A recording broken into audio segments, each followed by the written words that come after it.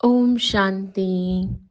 आज बाबा की थर्सडे की मुरली की पहली बात बाबा ने कही कि हर आत्मा का पार्ट साक्षी होकर देखना है। साक्षी होना इसे कहेंगे कि जैसे होता है ना, हम दूर से किसी चीज़ को देख रहे हैं, इंटरफेयर नहीं कर रहे, जो हो रहा है उसे एक्सेप्ट कर रहे हैं। ठीक है, अलग अलग इमोशंस हमारे चेंज हो रहे हैं, जैसे कोई खेल देख रहे हो हम।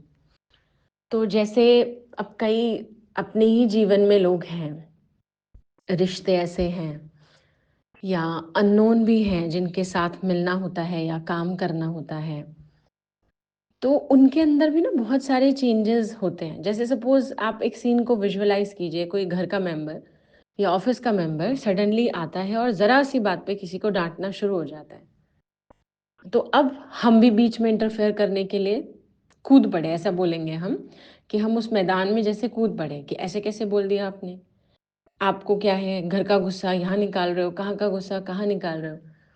तो बहुत सी बार ना कुछ ऐसे सीन हैं हर एक्टर के, या ऐसा कहे हर आत्मा जो एक्टर है उनके सारे ही पार्ट को बाबा कह रहे हैं साक्षी होकर देखो।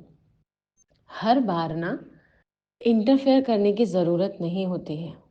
हाँ, इसमें किसी को ये क्वेश्चन आ सकता है कि इसका मतलब वो किसी को डांट रहा है तो नहीं रोके उस टाइम।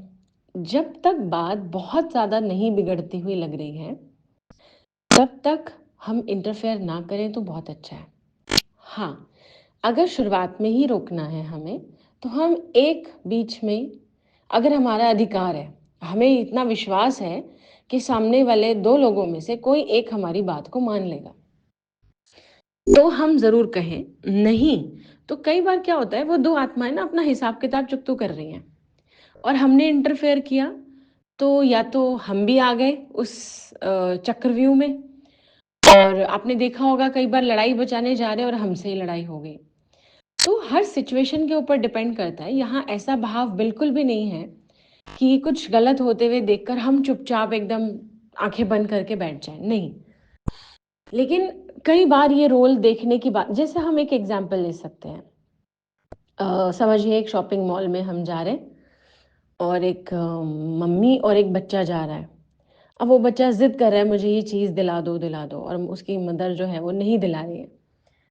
अब वो रोना शुरू हो गया, अब वो लेट गया, समझिए वहाँ पर छोटे बच्चे तो कुछ भी करेंगे अपनी बात मनवाने के लिए।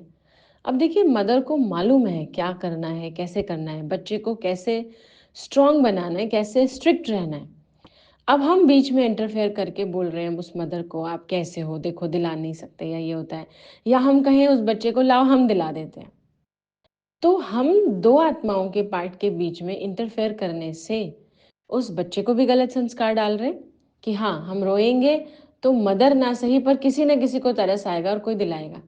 और उस माँ की परवरिश के बीच में भी हम इंटरफेयर कर रहे हैं कि वो अपने बच्चे को इतना स्ट्रांग बनाना चाह रही है, या वो ये सिखाना चाह रही है कि कभी कभी तुम्हें ना भी सुनना पड़ेगा, तुम जो चीज़ बोलोगे वो हर चीज़ हाँ करके हम लाके नहीं देंगे और ना दिलाएंगे।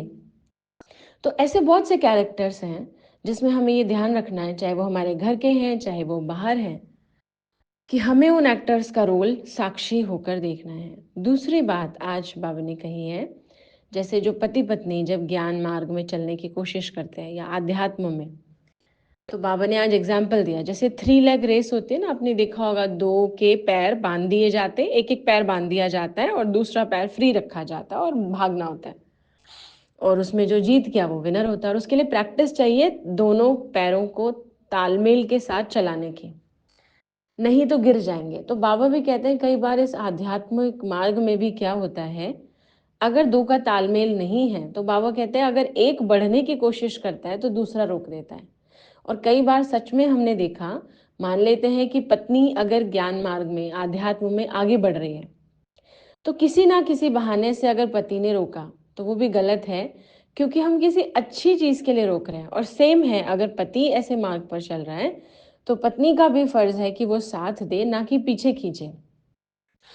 और देखिए मेन बात तो क्या होती है ना, अपना कंफर्ट नहीं छोड़ना चाह रहे हैं हम किसी को ज्ञान या अध्यात्म में इसलिए नहीं चलने दे रहे हैं क्योंकि हम सोच रहे हैं कि उनका रूटीन, उनका उठना बैठना खान पान चेंज हो जाएगा तो हमारा क्या होगा। चाहे हम इरिटेट होते हो उस व्यक्ति के नेचर से, लेकिन हमें ये है वो कुछ अलग ना कर ले ऐसा। जैसे मुझे याद है कि अ, एक बारी ऐसा था कि एक पत्नी ने आना शुरू किया, तो पति ने बहुत कमेंट करना शुरू कर दिया, हाँ, वहाँ जाने के बाद भी कौन-सा सुधार हो रहा है, जाके क्या ही फ़ायदा या ये। तो ये भी क्या है, इनडायरेक्टली किसी को वापस पीछे खींचने के लिए आप कर रहे हैं ना एफर्ट। तो ये ध्यान देने की बात है हमेशा जो बाबा ने कहा इस दुनिया की रेस में तालमेल के साथ चलना है। तो ये है आज की मुरली। ओम शांति।